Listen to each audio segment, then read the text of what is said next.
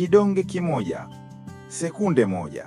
Uamuzi unaonekana mdogo wa kumeza dawa ukiwa na tumbo tupu. Lakini je, unajua kwamba uamuzi huu unaweza kuwa unaandaa janga la kiafya kimya kimya ndani ya mwili wako? Wengi wetu hufanya hivi bila kufikiri, lakini tabia hii inaweza kugeuza tiba kuwa chanzo cha maumivu makali na magonjwa sugu. Karibu tena kwenye Jua Dawa Yako, ambapo leo tutafichua ukweli wa kutisha kuhusu hatari za kunywa dawa bila kula chakula. Hebu tuanze na kisa cha kawaida. Kutana na Juma. Juma alikuwa mtaalamu mwenye shughuli nyingi sana, karibu kila wakati akiwa safarini. Mara nyingi alikuwa akisumbuliwa na maumivu ya kichwa na ya misuli baada ya siku ndefu kazini. Suluhisho lake lilikuwa rahisi. Alikuwa anameza vidonge vya kutuliza maumivu haraka kwa maji, mara nyingi kabla hata hajapata fursa ya kula. Alidhani anatuliza maumivu tu, lakini baada ya muda maumivu mapya na ya kudumu yalianza.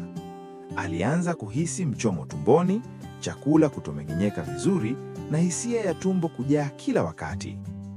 Mwanzoni alipuuza dalili hizo, akidhani ni kutokana na msongo wa mawazo. Lakini siku moja maumivu yalikuwa makali sana kiasi kwamba alishindwa hata kusimama. Alipopelekwa hospitalini, baada ya kufanyiwa vipimo kadhaa ikiwemo endoscopy, madaktari walimpa majibu ya kushtua. Alikuwa na kidonda cha tumbo kinachovuja damu. Chanzo chake kilikuwa nini? Matumizi yake ya mara kwa mara ya dawa zisizo za steroid za kupunguza uvimbe, NSAIDs, akiwa na tumbo tupu. Aina hii ya dawa inajumuisha dawa za kawaida za maumivu kama ibuprofen, diclofenac na aspirin. Sasa, hebu tuchimbue kidogo kisayansi ili kuelewa jinsi hali hii inavyotokea. Mwili wetu una vimeng'enya viwili muhimu vinavyoitwa cyclooxygenase, kwa kifupi COX. Kuna COX1 na COX2. Fikiria COX1 kama mlinzi wa tumbo lako. Kazi yake kuu ni kutengeneza kemikali za ulinzi zinazoitwa prostaglandins, ambazo huunda ute mzito unaolinda ukuta wa tumbo dhidi ya asidi kali ya tumbo. Kwa upande mwingine, kimeng'enya cha COX2 hujitokeza pale kunapo jeraha au maambukizi, na ndicho kinachosababisha maumivu na uvimbe. Dawa za NSAIDs zimetengenezwa ili kuzuia kimeng'enya cha COX2 na hivyo kupunguza maumivu. Tatizo ni kwamba dawa nyingi za NSAIDs haziwezi kutofautisha vizuri kati ya COX1 na COX2. Zinazuia vyote viwili.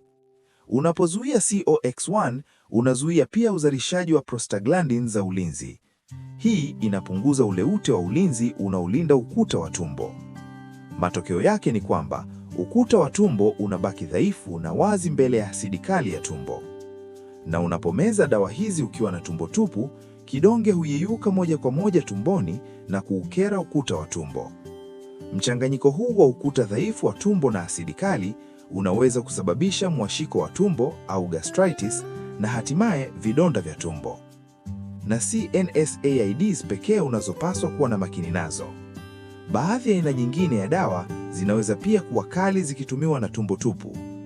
Baadhi ya antibiotic kama vile erythromycin na doxycycline zinajulikana kusababisha kichefuchefu na hata kutapika zinapomezwa bila chakula. Steroid za kumeza kama prednisone zinazotumika kutibu hali mbalimbali za uvimbe pia zinaweza kuongeza hatari ya kupata vidonda vya tumbo. Hata baadhi ya virutubisho vya madini ya chuma ambavyo hutumika kutibu upungufu wa damu vinaweza kusababisha maumivu makali ya tumbo na kuvimbiwa endapo vitatumiwa bila chakula. Ndiyo maana kusoma maelekezo ya dawa ni muhimu sana. Ni muhimu pia kuelewa kwamba kuna watu walio katika hatari kubwa zaidi ya kupata matatizo haya. Kwa mfano, wazee mara nyingi wana kuta za tumbo zilizo nyepesi zaidi.